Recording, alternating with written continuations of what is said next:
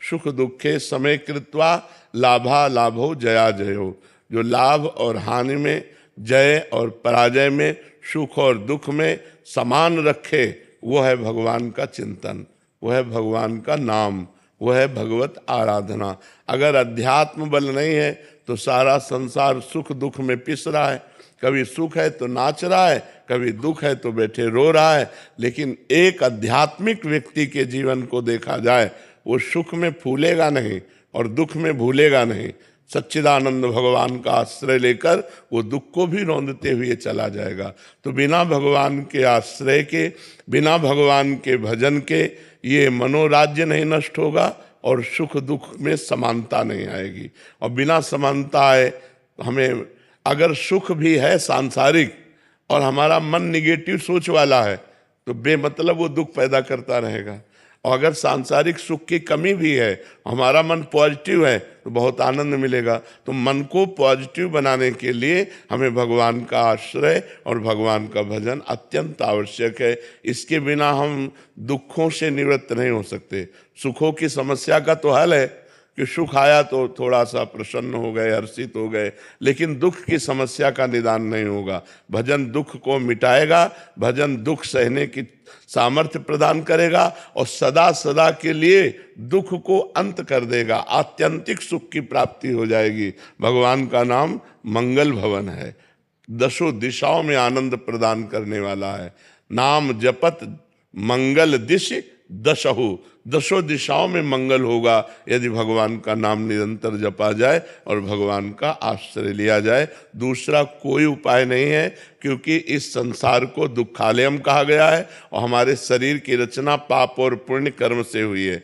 केवल पुण्यमय शरीर देवलोक, केवल पापमय शरीर नरक, और पाप और पुण्य दोनों मिश्रित मृत्यु लोक। तो पाप का फल दुख और पुण्य का फल सुख। अवश्यमेव भोक्तव्यम कृतम कर्म शुभाशुभम। इसलिए नाम जप करो राधा राधा राधा।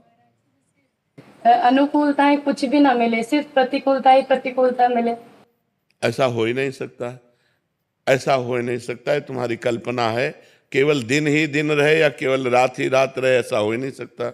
दिन आएगा तो रात आएगी, रात आएगा तो दिन आएगा, ऐसा हो ही नहीं सकता किसी के भी जीवन में कि उसके जीवन में केवल प्रतिकूलता ही हो। ऐसा हो ही नहीं सकता, क्योंकि रचना ही शरीर की हुई है शुभ और अशुभ कर्म से, तो उसको सुख आएगा। पर हम कह रहे हैं सुख में भी अगर निगेटिव भाव है, नकारात्मक सोच है, तो अनुभव नहीं कर पाएगा सुख का। और दुख में भी सकारात्मक भाव है तो दुख का प्रभाव नहीं पड़ेगा। तो प्रायः नकारात्मक भाव हमारा बढ़ता रहता है। सुख मिला, कहीं ऐसा न हो जाए, कहीं ऐसा न हो जाए, ऐसा हो गया तो क्या हो, वो दुख की कल्पना करके दुखी हो रहा है। इसलिए अवसर ही मत दो कल्पना करने का। राधा राधा राधा ऐसा नाम जप करो। अक्षय जी, महाराष्ट्र नागपुर। हमारी माई श्यामा जी को राजू। महाराज जी, आपके चरणों में कोटि कोटि प्रणाम। महाराज जी, आप कहते हैं कि नाम जप से बढ़कर जीवन में कुछ भी नहीं है, नाम जप नहीं तो सब बकवास है। महाराज जी आगे ये कहना चाह रहे हैं, महाराज जी भाव इनका है कि महाराज जी फिर मंत्र जप का क्या, दोनों में नाम और मंत्र एक ही आता है। नाम और मंत्र एक ही आता है, उसको अलग करके नहीं देखते हैं। जैसे 16 नामों को हम महामंत्र कहते हैं, जो हरे कृष्ण कृष्ण कृष्ण हरे हरे, हरे राम राम राम हरे, इसे मंत्र नहीं कहा गया, इसे महामंत्र कहा गया है।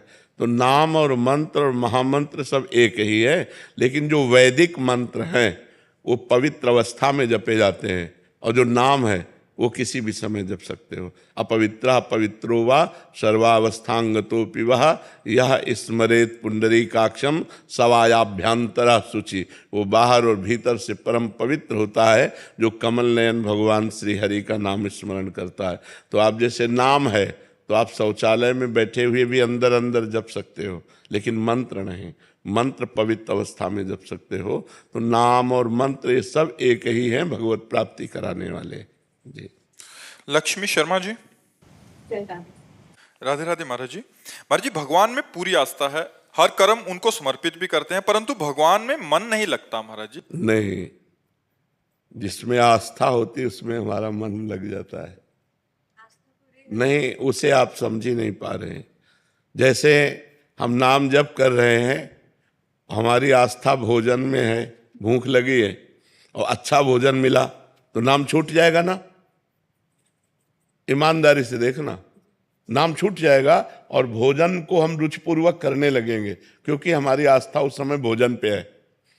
किसी व्यक्ति से बात करने की हमारी आस्था हुई, नाम छूट गया, नाम छोटा हो गया, आस्था हमारी व्यक्ति की बड़ी हो गई।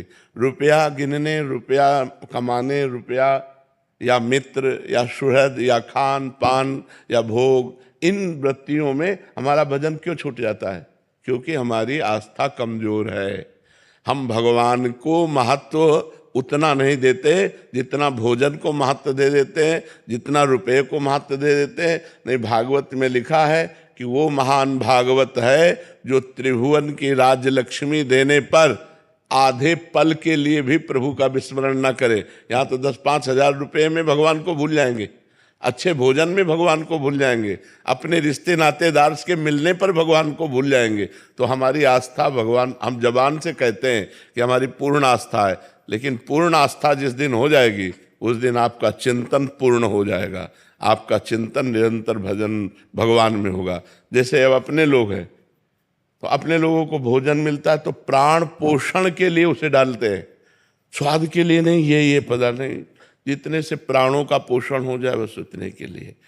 महत्व जब भगवान का होगा तो न रुपए का महत्व होगा, न भोजन का महत्व होगा, न मान प्रतिष्ठा का महत्व होगा। तो जब आस्था होती है भगवान में तो केवल भगवत भाव रहता है, ये पहली पहचान है।